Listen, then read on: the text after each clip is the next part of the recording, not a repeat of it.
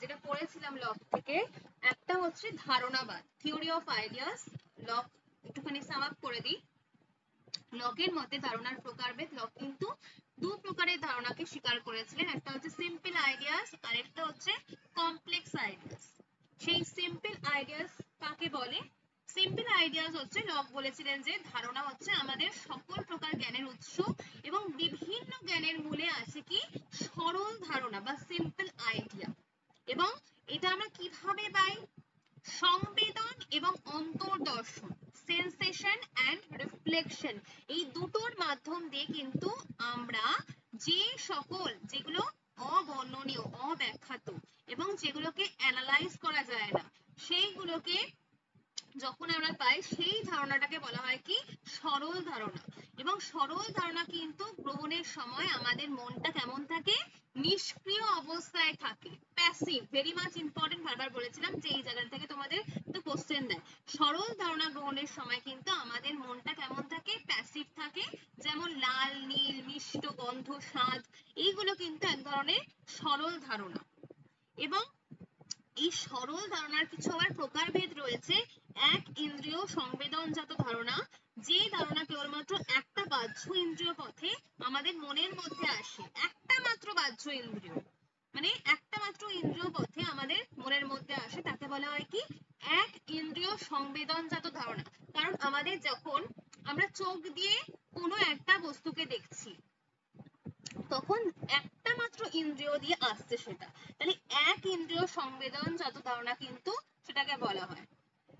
একাধিক ইন্দ্রিয় সংবেদনজাত ধারণা, যে ধারণা একাধিক বাহ্য ইন্দ্রিয়ের মাধ্যমে, একাধিক বাহ্য ইন্দ্রিয়ের মাধ্যমে আমাদের মনের মানে মনের মধ্যে আসে, সেটাকে বলা হয় কি এই একাধিক ইন্দ্রিয় সংবেদনজাত ধারণা। যেমন চোখ, নাক, অনেক সময় মানে পাঁচটা ইন্দ্রিয় কাজ করে, তখন তখন যে ধারণাটা এই পাঁচটা ইন্দ্রিয়ের মাধ্যম দিয়ে আমাদের মনের মধ্যে আসে, তখন তাকে বলা হয় কি একাধিক ইন্দ্রিয় সংবেদনজাত ধারণা। যেমন বৃস্তিতির ধারণা, এই বৃস্তিতির ধারণাটা কিন্তু চক্ষু এবং ত্বক, আমাদের চোখ এবং ত্বক এই উভয় ইন্দ্রিয়ের মাধ্যম দিয়ে আসে।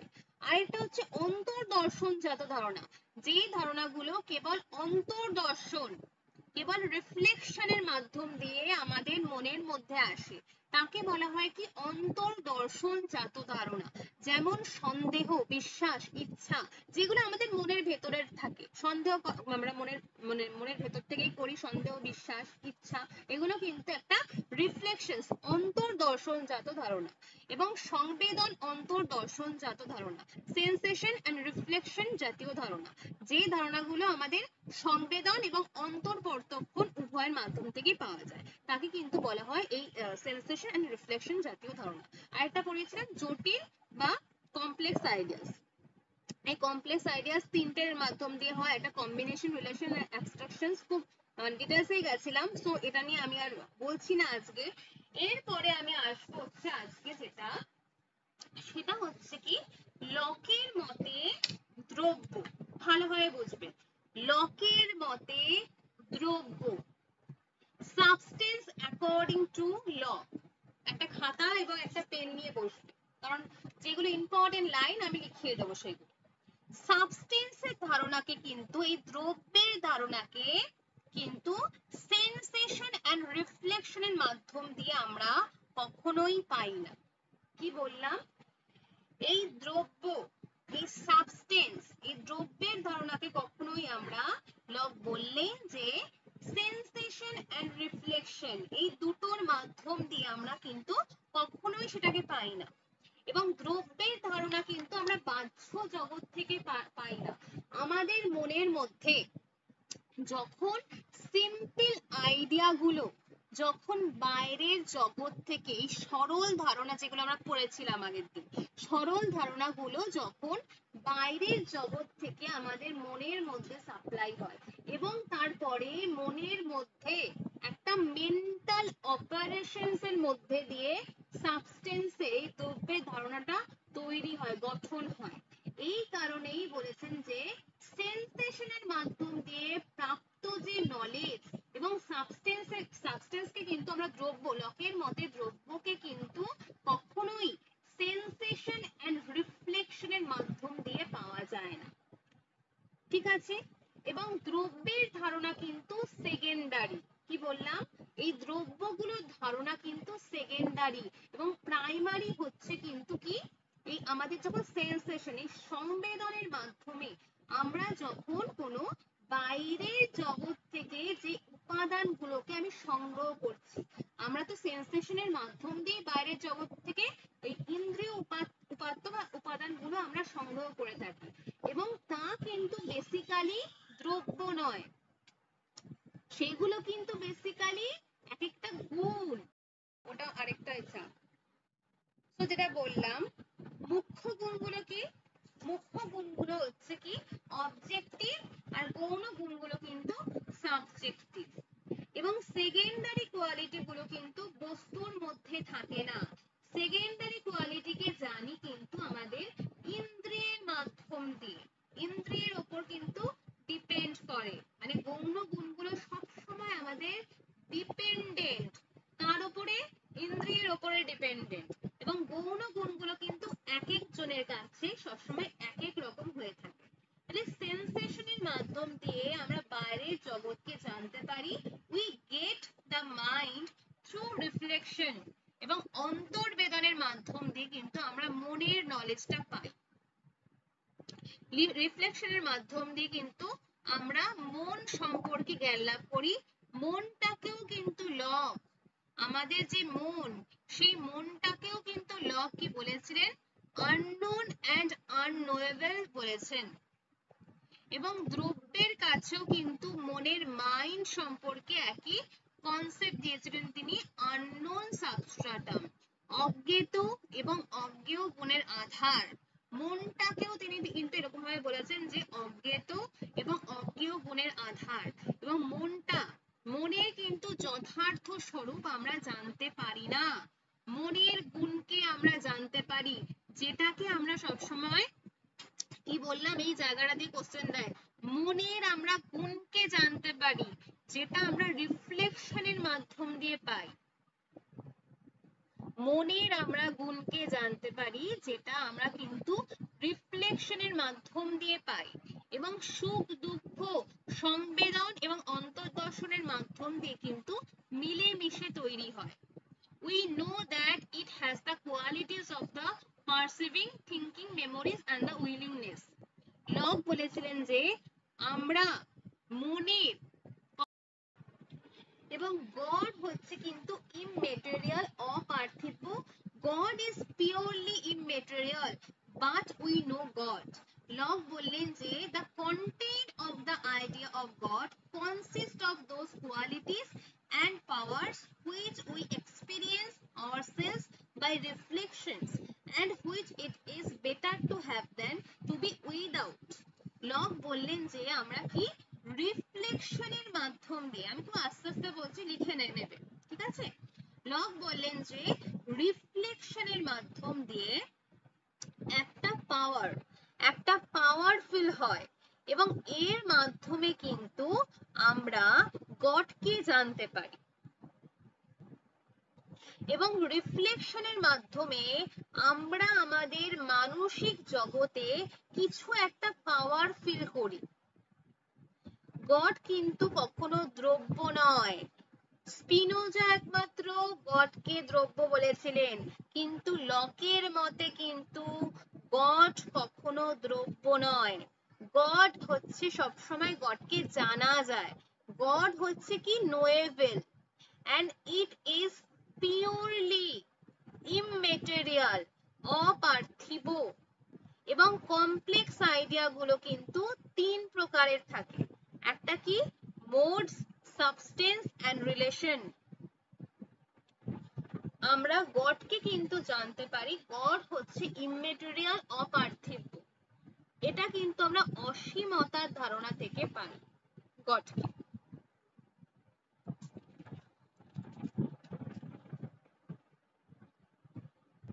আগের দিন আমরা মোডস সম্পর্কে পড়েছিলাম, মোডস প্রত্যাংশ, এই মোডস কিন্তু এক একটা কমপ্লেক্স আইডিয়া, গড সম্বন্ধে এইটুকুনি জানলে এনাফ। এরপরে আমরা যেটা আসবো মোডস বা প্রত্যাংশ। মোডস কিন্তু হলো একটা কমপ্লেক্স আইডিয়া এবং প্রত্যাংশ বলতে কিন্তু লক বুঝিয়েছেন সেই সব যৌগিক ধারণাকে যাদের কোনো স্বাধীন সত্তা নেই, অর্থাৎ যারা অন্য কোনো ধারণার উপর নির্ভর করে থাকে, সেটাকেই বলা হয় হচ্ছে প্রত্যাংশ। এবং এই প্রত্যাংশ মাত্র কিন্তু দ্রব্যের গুণ এবং অবস্থা। সুতরাং দ্রব্যকে বাদ দিয়ে কিন্তু এই মোডস বা প্রত্যাংশের কখনো কল্পনা করা যায় না। এবং দ্রব্যের গুণ এবং অবস্থাকে কিন্তু প্রত্যাংশ বলা হয়। এবং মোডস হলো কিন্তু এক ধরনের কমপ্লেক্স আইডিয়া যাদের কোনো স্বাধীন সত্তা নেই, কারণ তারা তাদের সত্তার জন্য, এই মোডস গুলো কিন্তু নিজেদের সত্তার জন্য কিন্তু সেই দ্রব্যের উপর নির্ভর করে রয়েছে। এবং আমরা যদি দ্রব্যের অস্তিত্বকে না জানি, তাহলে আমরা কিন্তু এই মোডস, এই প্রত্যাংশের কল্পনা কখনো কিন্তু করতে পারি না। এবং দ্রব্যকে বাদ দিয়ে কিন্তু কখনোই এই প্রত্যাংশের কল্পনা আমরা করতে পারি না। এবং লক কিন্তু এই প্রসঙ্গে মোডসকে আবার দু ভাগে ভাগ করেছেন। লিখে রাখো এই জায়গাটা। লক কিন্তু মোডসকে আবার দু ভাগে ভাগ করেছেন। একটা কি, একটা হচ্ছে সিম্পল মোডস, আরেকটা হচ্ছে কি মিক্সড মোডস। সিম্পল মোডস হচ্ছে অমিশ্র প্রত্যাংশ, আর মিক্সড মোডস কিন্তু মিশ্র প্রত্যাংশ। সিম্পল মোডস হচ্ছে অমিশ্র প্রত্যাংশ, আরেকটা হচ্ছে মিক্সড মোডস বা মিশ্র প্রত্যাংশ। এবং প্রত্যাংশ কিন্তু একটা যৌগিক ধারণা যার কিন্তু নিজের কোনো স্বাধীন সত্তা নেই। এবং এই দ্রব্যের উপর সব সময় মোডস দিতেই পারে তোমাদের কোশ্চেন, যে এই মোডস গুলো কার উপর ডিপেন্ড করে থাকে। এই মোডস গুলো বা প্রত্যাংশ গুলো কিন্তু দ্রব্যের উপর ডিপেন্ড করে থাকে। এবং দ্রব্যের ধারণাকে বাদ দিয়ে কিন্তু কখনোই আমরা প্রত্যাংশের ধারণা পাই না। লেখা গেছে? লেখা গেছে? সবাইকে আমি জিজ্ঞেস করছি, এই জায়গাটা লেখা গেছে?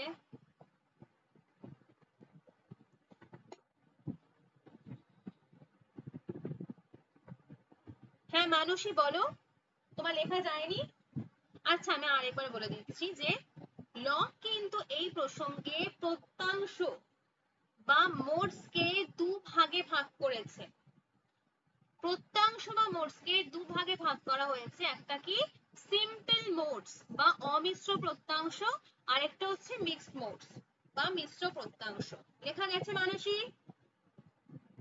অমিশ্র প্রত্যাংশ আর একটা হচ্ছে মিশ্র প্রত্যাংশ। সিম্পল মোডস, সিম্পল মোডস কাকে বলা হয়?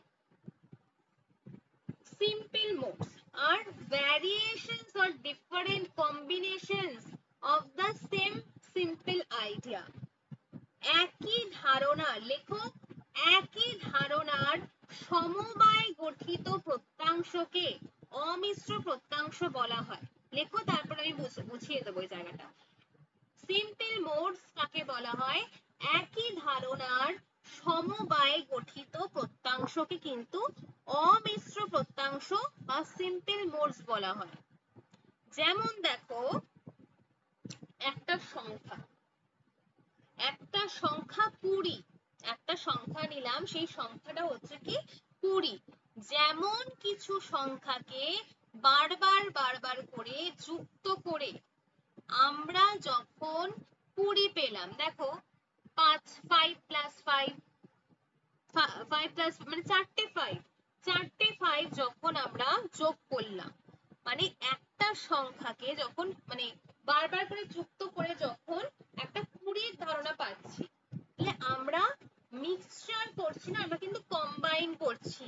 তাহলে সিম্পল মোডসটা হলো কিন্তু একটা সংখ্যাকে কম্বাইন করে যখন একটা সংখ্যা পাচ্ছি আমরা 5 প্লাস 5 প্লাস 5 প্লাস 5, এই চারটে সংখ্যাকে কিন্তু কম্বাইন করে আমরা 20 ধারণাটাকে পেলাম। তাহলে সেটাকে বলা হচ্ছে কি সিম্পল মোডস। ক্লিয়ার? ক্লিয়ার হয়েছে? Simple modes. এরপরে আমরা আসবো হচ্ছে কমপ্লেক্স মোডস। কমপ্লেক্স মোডস, লেখো কমপ্লেক্স মোডস। এই কমপ্লেক্স মোডস কি? বিভিন্ন প্রকার সংযুক্তি থেকে মন যে একটা জটিল বা যৌগিক ধারণা গঠন করে তাকে কিন্তু বলা হয় মিশ্র প্রত্যাংশ বা কমপ্লেক্স মোডস। বিভিন্ন প্রকার সংযুক্তি থেকে মন যে যৌগিক ধারণা গঠন করে তাকে কিন্তু বলা হয় মিশ্র প্রত্যাংশ।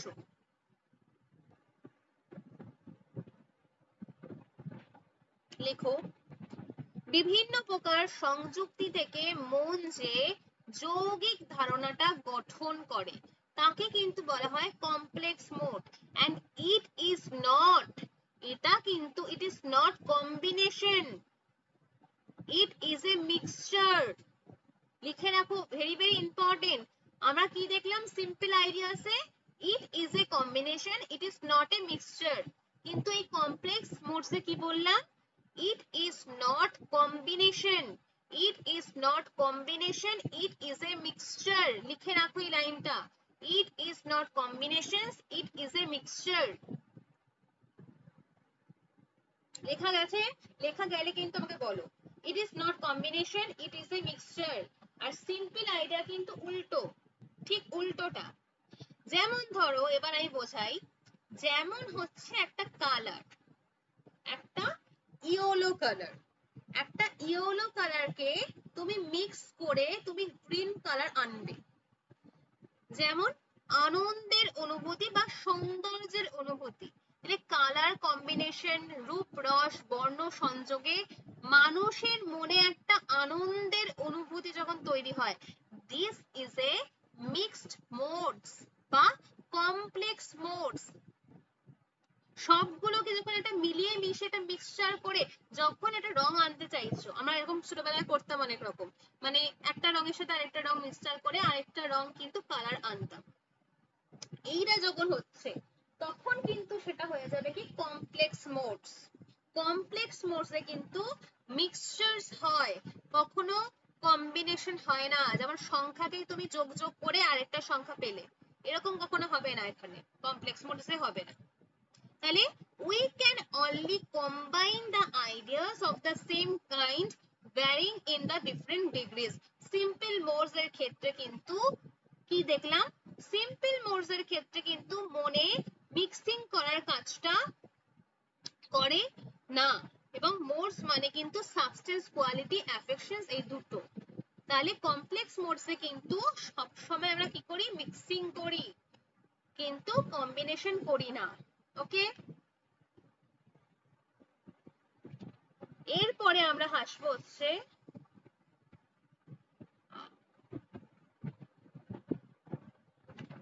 কোয়ালিটি, রিলেশন বা সম্বন্ধ। আরেকটা আছে রিলেশন বা সম্বন্ধ। লকের মতে হেডিং করো, লকের মতে রিলেশন বা সম্বন্ধ বলতে কি বোঝানো হয়? দুটো পদার্থকে মন যখন এমন ভাবে যুক্ত করে, দুটো পদার্থকে মন যখন এমন করে যুক্ত করে দেয়, যখন একটাকে দেখলেই তুমি আরেকটার কথা মনে পড়ে যাবে, তখনই তাকে বলা হয় কি রিলেশন বা সম্বন্ধের ধারণা। একটা জিনিসকে দেখছো, সেই জিনিসটাকে দেখার পরে তোমার আরেকটা জিনিসের কথা কিন্তু মনে পড়ে যাবে, সেটাকে বলা হয় হচ্ছে রিলেশন লকের মতে। এবং দুটো ধারণার মধ্যে যদি কোনো ঘনিষ্ঠ সম্বন্ধ থাকে, তাহলে তাদের একটা ধারণা যখনই তোমার মনে আসবে, তখনই কিন্তু অপরটাও মনে চলে আসবে। এবং লকের মতে কিন্তু এই সম্বন্ধের ধারণাগুলোর মধ্যে কার্যকারণ সম্বন্ধই প্রধান, কজালিটি, কার্যকারণ সম্বন্ধ। লিখে রাখো, ভেরি ভেরি ইম্পর্টেন্ট। রিলেশন সম্বন্ধে কোন ধারণার কথা বলেছেন? কোন সম্বন্ধের কথা বলেছেন? কার্যকারণ সম্বন্ধের কথা বলেছেন লক। এবং সম্বন্ধের ধারণা, রিলেশনের ধারণা হলো কিন্তু এক একটা আমাদের মেন্টাল অপারেশনস। মেন্টাল অপারেশনস, এই রিলেশনের ধারণাগুলো কিন্তু মেন্টাল অপারেশনস। এবং বাহ্য জগতে কোনো সম্বন্ধের ধারণা থাকে না। কি বললাম? বাহ্য জগতে সম্বন্ধের ধারণা থাকে না। সম্বন্ধের ধারণা কিন্তু কোথায় থাকে তাহলে? যদি এই রিলেশন গুলো বাহ্য জগতে না থাকে তাহলে লক কি বলেছেন? এই সম্বন্ধের ধারণাগুলো কিন্তু আমাদের মনের মধ্যে তৈরি হয়। যেমন the power and the causality idea of relations. Lock কি বললো? যে এই রিলেশন গুলো কিন্তু কখনো বাহ্য জগতে তুমি পাবে না, এই রিলেশন গুলো আমাদের মনের মধ্যে রয়েছে। এবং লক কিন্তু কজালিটি, কার্যকারণ সম্বন্ধের ধারণাটা প্রথমে বলেছিলেন। এবং লক বলেছিলেন যে এই জগতের প্রত্যেকটা যে বস্তু রয়েছে, সেই প্রত্যেকটা বস্তু যে প্রত্যেকটা বস্তুর সাথে একটা সম্পর্কে রয়েছে। প্রত্যেকে দেখো সবার সাথে সবার একটা সম্পর্ক রয়েছে, কিন্তু এই জগতে যারা যারা বস্তু বলো সবকিছু বলো, একটা কিন্তু প্রত্যেকটা বস্তু কিন্তু প্রত্যেকটা বস্তুর সঙ্গে সম্বন্ধযুক্ত। The idea of causality and the law of uniformity of nature, এই কথাটার মানে কি? প্রকৃতির একরূপতা তত্ত্ব। প্রকৃতি কিন্তু সম অবস্থায় সব সময় একই ধরনের আচরণ করে এবং এই জগতের কোনো বস্তুই কোনো বস্তুর সাথে নেসেসারিলি কানেক্টেড নয়। অদ্ভুত ভাবে কিন্তু এই জগতের মধ্যে একটা রেগুলারিটি রয়েছে। এই জগতের মধ্যে কিন্তু একটা রেগুলারিটি রয়েছে লক বললেন। এবং তিনি কিন্তু এই রেগুলারিটির সম্বন্ধকে কিন্তু বলেছেন কি? কার্যকারণ সম্বন্ধ। এবং লকের এই বক্তব্য শুনে কিন্তু বার্কলে বলেছিলেন there is no causality in things. Locke বললেন যে there is the causality of things, একটা কার্যকারণ সম্বন্ধ রয়েছে বস্তুগুলোর মধ্যে। কিন্তু বার্কলে আবার এইটাকে ক্রিটিসাইজ করে বললেন there is no causality in things. তাহলে বার্কলে কিন্তু যদি তোমাদের দেয় যে কার্যকারণ তত্ত্বকে কে স্বীকার করেছেন, কার্যকারণ তত্ত্বকে কিন্তু কে স্বীকার করেছেন? Lock, not Berkeley. বার্কলে কিন্তু এটাকে খণ্ডন করেছেন কার্যকারণ তত্ত্বকে। লেখা গেছে এই জায়গাটা, আমি কিন্তু বারবার করে বলছি, কিন্তু লিখে নাও। বার্কলে কিন্তু বলেছেন there is no causality in things. Berkeley বলেছেন there is no causality in things. Berkeley কিন্তু কার্যকারণ তত্ত্বকে স্বীকার করেননি। লক কিন্তু কার্যকারণ তত্ত্বকে স্বীকার করেছেন। লক কিন্তু কার্যকারণ তত্ত্বকে স্বীকার করেছেন। বারবার করে বলছি, লিখে নাও কিন্তু এগুলো।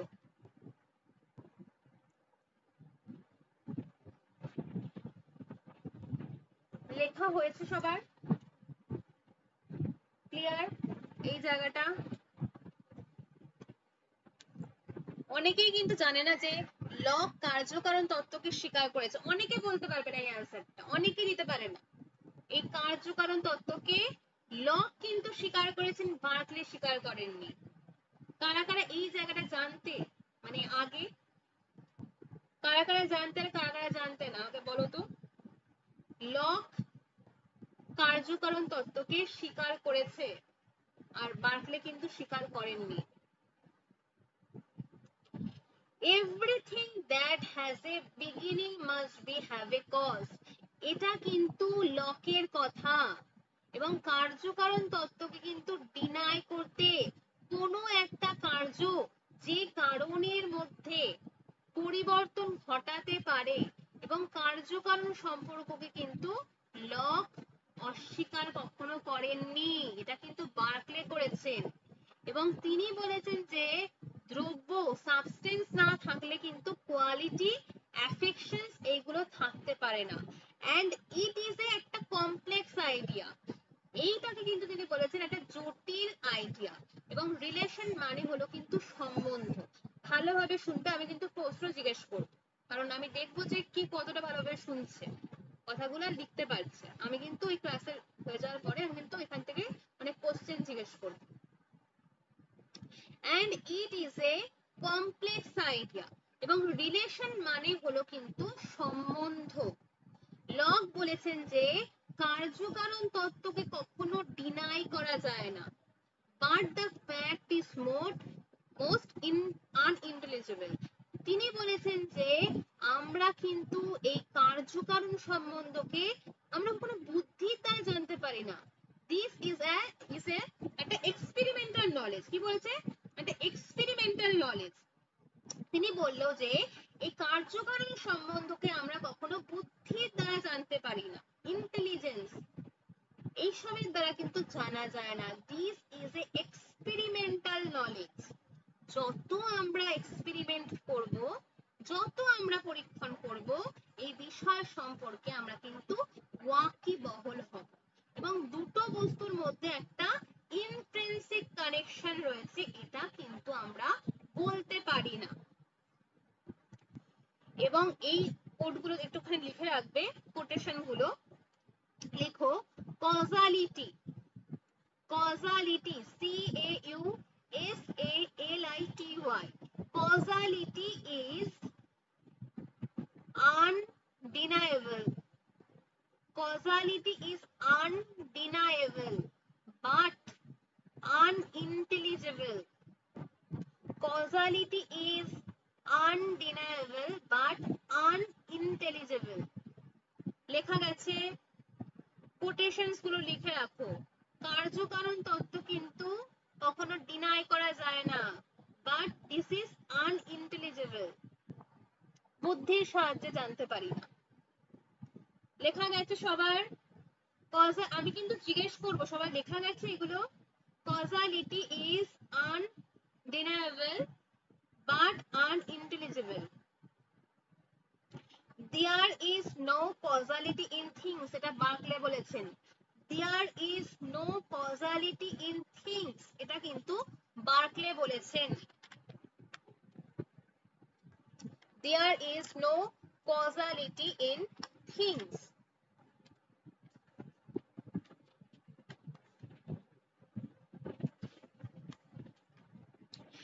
এরপর লেখো সিম্পল মোডস। এই সিম্পল মোডস মানে কিন্তু একটা different combinations of the simple idea, এটা কিন্তু আমি আগের দিন তোমাদের বলেছিলাম। এবং কমপ্লেক্স মোড মানে কিন্তু একটা মিক্সিং, যেটাকে আমরা কি করে পাই? মিক্সিং করে পাই। যেমন একটা আজকেই বললাম কালার, যেমন একটা মিক্সিং করে আমরা কমপ্লেক্স আইডিয়াগুলোকে, মোডসগুলোকে পাচ্ছি। এটা হয়ে গেছে। তাহলে এই জায়গাটা দিয়ে কিন্তু অনেক রকমের কোশ্চেন আসবে। সিম্পল মোডস কিন্তু আমরা কিভাবে পাই? কম্বিনেশনস করে 5 + 5 + 5 = 20। আর কমপ্লেক্স মোড কিন্তু মিক্সিং করে পাই, যেমন মানুষের আনন্দ, সুখ দুঃখ অনুভূতি মিলে আমরা এটা পাই। তেমনি একটা কালার যখন মিক্সিং হয় আর একটা কালারের সাথে, এইভাবে কিন্তু কালারের আইডিয়া পাই। এগুলো কিন্তু কমপ্লেক্স মোডস। এরপরে আমরা আসবো হচ্ছে what is called representative realism। লেখো, what is called representative realism। প্রতিরূপী বস্তুবাদ, লকের ভেরি মাচ ইম্পর্টেন্ট প্রতিরূপী বস্তুবাদ। লক কি বলেছিলেন এই প্রতিরূপী বস্তুবাদ সম্বন্ধে? ধারণার মাধ্যম দিয়ে আমরা যখন কোনো বহির জগৎকে জানতে পারি, একেই কিন্তু বলা হয় কি? প্রতিরূপী বস্তুবাদ। আইডিয়াস গুলোর মাধ্যম দিয়ে যখন আমরা বহির জগতের বিষয়বস্তুকে জানতে পারি, তখন তাকে বলা হয় কি? Representative realism. লক বলেছিলেন, যেটা বললাম যে রিপ্রেজেন্টেটিভ রিয়েলিজম, ধারণার মাধ্যম দিয়ে আমরা বহির জগৎকে জানতে পারি। আমরা আমাদের যে আইডিয়াসটা রয়েছে, সেই আইডিয়াস এর মাধ্যম দিয়ে যখন আমরা কোনো বাইরের জগতের বস্তুগুলো সম্বন্ধে জানতে পারি, তখন তাকে বলা হয় লকের মতে রিপ্রেজেন্টেটিভ রিয়েলিজম। ওকে, এরপরে আমরা আসবো হচ্ছে লকের নেভ রিয়েলিজম। বানানটা লিখে বলে দিচ্ছি, NAIVE, NAIVE, নেভ রিয়েলিজম এর সাথে রিপ্রেজেন্টেটিভ রিয়েলিজম এর কি পার্থক্য রয়েছে? এই নেভ রিয়েলিজমের বাংলাটা বলে দিচ্ছি, নব্য বস্তুবাদ। নব্য বস্তুবাদ, NAIVE, NAIVE, এই নেভ রিয়েলিজম নব্য বস্তুবাদের সাথে রিপ্রেজেন্টেটিভ রিয়েলিজম প্রতিরূপী বস্তুবাদের একটা পার্থক্য রয়েছে। এই পার্থক্যটা কিন্তু তোমাদের জানতে হবে যে কি রয়েছে। আমরা আগে জানি যে what is called realism, what is called realism। বস্তুবাদ অনুযায়ী আমরা যে জগৎকে জানি সেই জগতের অস্তিত্ব আমাদের অভিজ্ঞতা বা মনের ওপর কখনো নির্ভর করে না। কি বললাম? বস্তুবাদ অনুযায়ী আমরা যে জগৎটাকে জানি সেই জগতের অস্তিত্ব আমাদের কখনো অভিজ্ঞতা বা আমাদের মনের উপর নির্ভরশীল নয়, এবং এই জগতের বিষয় সমূহের ব্যক্তি নিরপেক্ষ একটা স্বতন্ত্র অস্তিত্ব রয়েছে। এই মতবাদকে বলা হয় কিন্তু বস্তুবাদ, বা যাকে বলা হয় হচ্ছে রিয়েলিজম। সেটা কিন্তু আমার জানা বা না জানার উপরে কিন্তু এই জগতের অস্তিত্ব কোনো না কোনো ভাবে নির্ভর করে নেই। জগৎ কিন্তু মনোনিরপেক্ষ। এই জগতের কিন্তু আমাদের মন না থাকলেও কিন্তু এই জগতের অস্তিত্বটা রয়েছে, মানে সোজা কথা এটা। ঠিক আছে, লেখা গেছে। এবং লক কিন্তু রিয়েলিজমের সমর্থক। মনোনিরপেক্ষভাবে এই বাহ্য জগতের অস্তিত্ব রয়েছে। কিন্তু বার্কলে কিন্তু বলেছেন যে এই জগৎটা হচ্ছে আমাদের মনের উপর ডিপেন্ডেন্ট। আমাদের মন না থাকলে এই জগতেরও কোনো অস্তিত্ব নেই। এটা কিন্তু বার্কলে বলেছেন। এই জন্য বার্কলের মতবাদকে কি বলা হয়? আইডিয়ালিজম। আইডিয়ালিজম।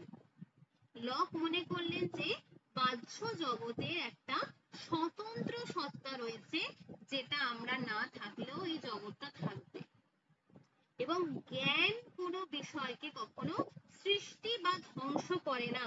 আমার জানা বা না জানার উপরে কিন্তু এই জগতের অস্তিত্ব কোনোভাবে নির্ভরশীল নয়। এই মতবাদে যারা বিশ্বাস করে তাদের বলা হয় কি? বস্তুবাদী, রিয়েলিস্টিক ফিলোসফার। লক কিন্তু একজন রিয়েলিস্টিক ফিলোসফার ছিলেন।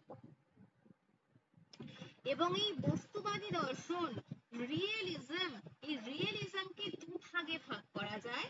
একটা হচ্ছে সরল বস্তুবাদ বা nav realism, NAIVE, nav realism বা সরল বস্তুবাদ।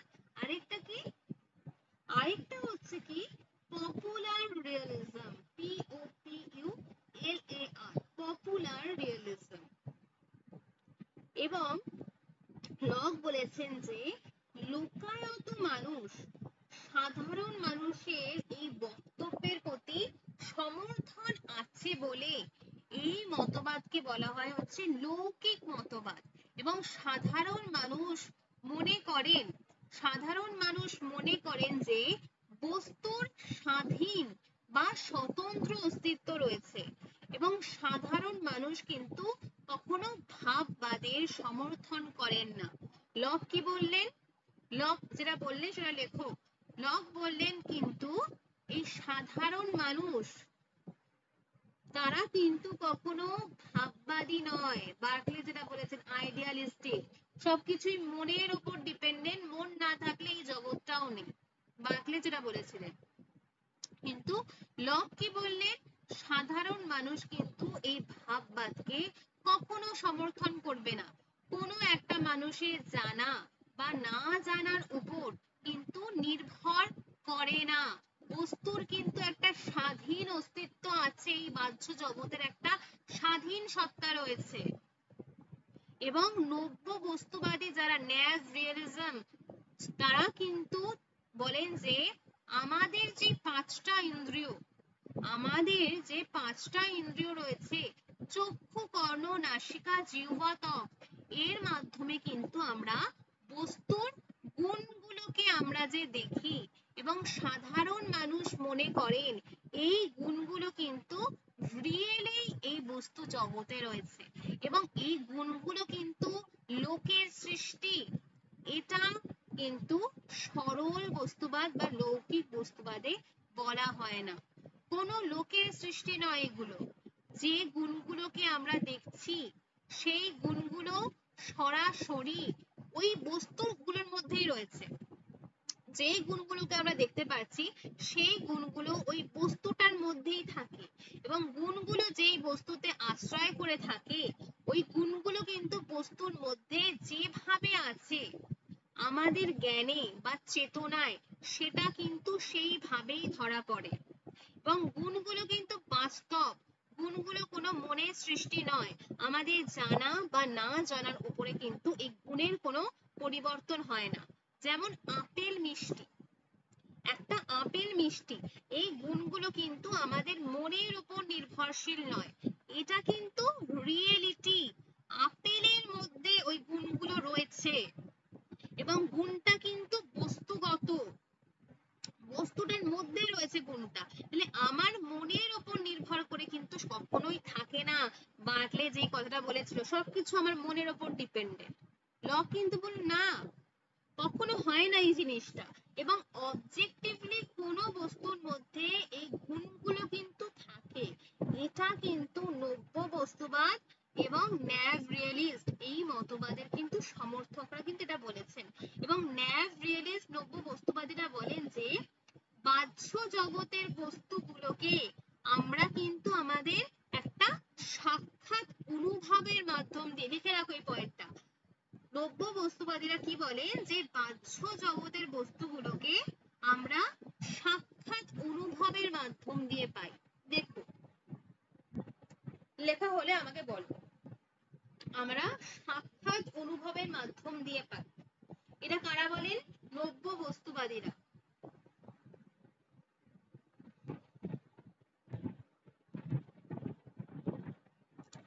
এবং লক, লক কিন্তু কিসের সমর্থক ছিলেন? কোন রিয়েলিজমের সমর্থক? লক কোন রিয়েলিজমের সমর্থক? কে বলবে আমাকে এটা? লক কোন রিয়েলিজমের সমর্থক? সে কি? একদম রত্নদীপ তাহলে ভালোভাবে শুনছে। রিপ্রেজেন্টেটিভ রিয়েলিজম, একদম লক কিন্তু রিপ্রেজেন্টেটিভ রিয়েলিজমের জনক।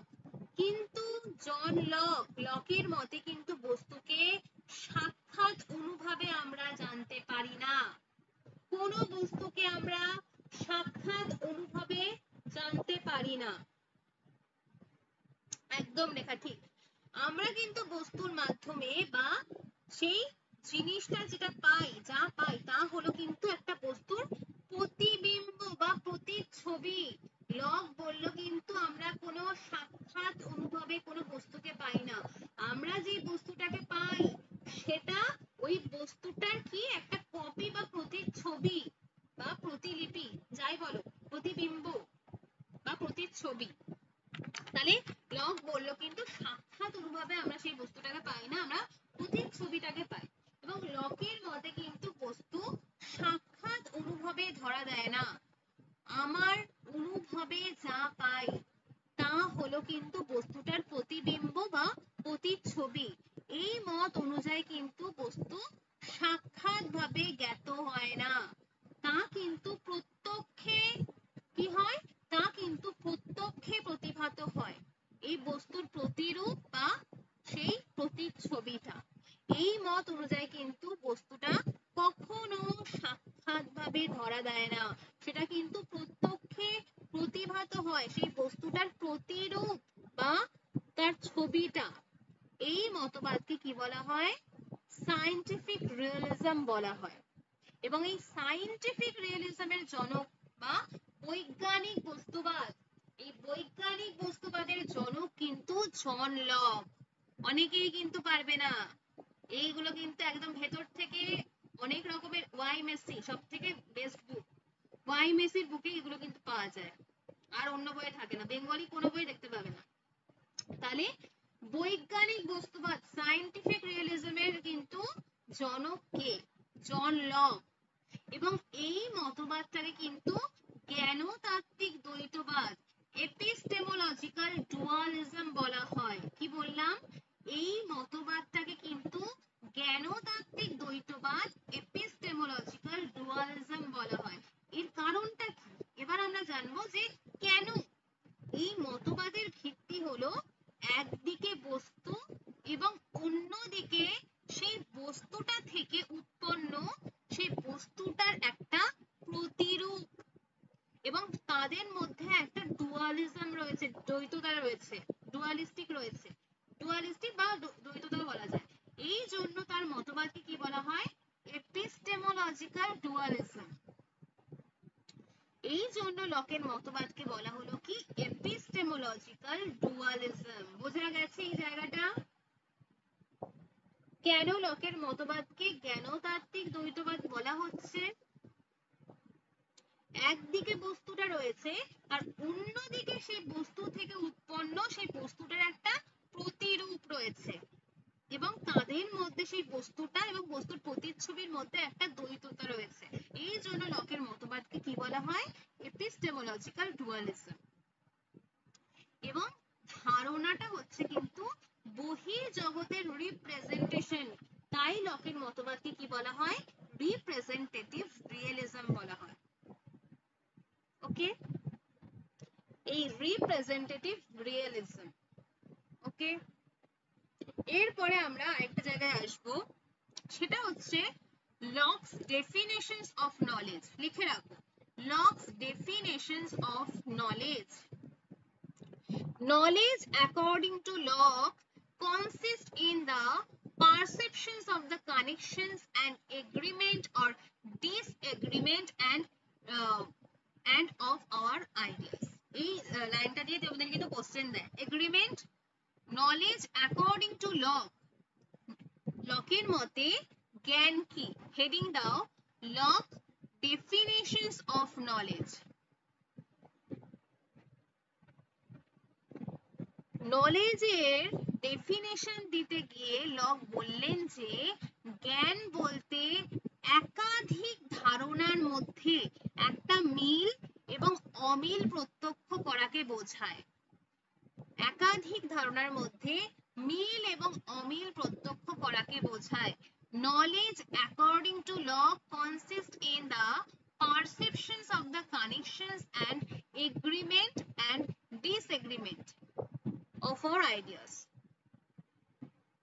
এবং জ্ঞান বলতে কিন্তু লক বলেছিলেন যেটা, সেটা কি? দুটো ধারণার মধ্যে যখন মিল এবং অমিলকে প্রত্যক্ষ করা হয়। First, knowledge depends on the mental power to perceive or apprehend ideas and not in the mere receptivity of ideas. এই জায়গাটা লিখে রাখো। First, knowledge depends on the mental power. First, knowledge depends on the mental power to perceive or apprehend ideas and not in the mere receptivity of ideas. লেখা গেলে আমাকে বলো, এই কোটেশনটা কিন্তু খুব ইম্পর্টেন্ট। receptivity of ideas লেখা হলে আমাকে বলো। First, knowledge depends on the mental power to perceive or apprehend ideas and not in the mere receptivity of ideas. লেখা গেছে?